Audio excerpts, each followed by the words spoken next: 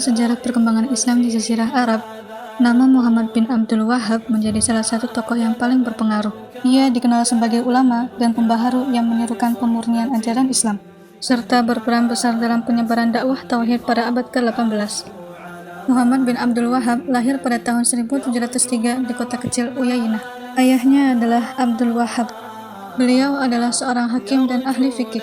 Lingkungan keluarga yang religius membuatnya sejak kecil sudah terbiasa membaca Al-Quran, hadis, dan dasar-dasar agama Islam. Seiring bertambahnya usia, Muhammad bin Abdul Wahhab menunjukkan ketertarikan yang besar terhadap ilmu. Pada usia muda, ia melakukan perjalanan ke berbagai kota untuk memperdalam pengetahuan. Ia belajar di Madinah, Basrah, dan Hijaz. Bertemu dengan para ulama besar dan mempelajari hadis, fikih, serta pemikiran Islam klasik. Saat mengembara, ia melihat banyak praktek agama masyarakat yang menurutnya tidak sesuai dengan ajaran tauhid, seperti meminta berkah kepada kuburan, mengagungkan orang yang telah meninggal, serta ritual-ritual yang bercampur dengan tradisi lokal.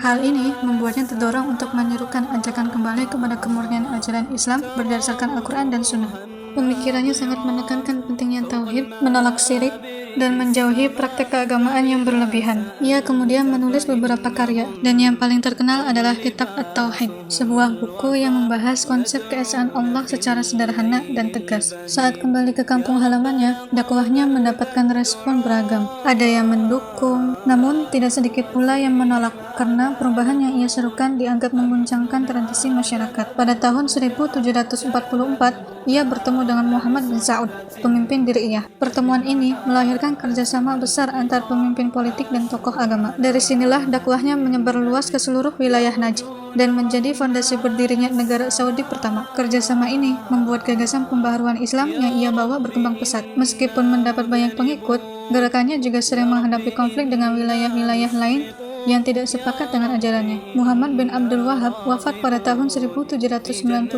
di Diriyah. Namun dakwahnya tidak berhenti. Ajarannya diteruskan oleh murid-muridnya, keluarga Saud, dan kemudian menjadi salah satu pijakan utama dalam perkembangan keagamaan di Arab Saudi. Warisan pemikiran Muhammad bin Abdul Wahhab terus menjadi topik kajian dalam sejarah Islam. Ada yang mengkritiknya dan ada pula yang melihatnya sebagai pembaharu besar. Namun tidak dapat dipungkiri, ia adalah tokoh penting dalam penyebaran dakwah tauhid di Arabia dan memiliki pengaruh besar hingga masa kini. Karena itu, dalam historiografi Islam, ia dianggap sebagai tokoh utama dan pendiri gerakan yang kemudian dikenal sebagai Wahhabisme.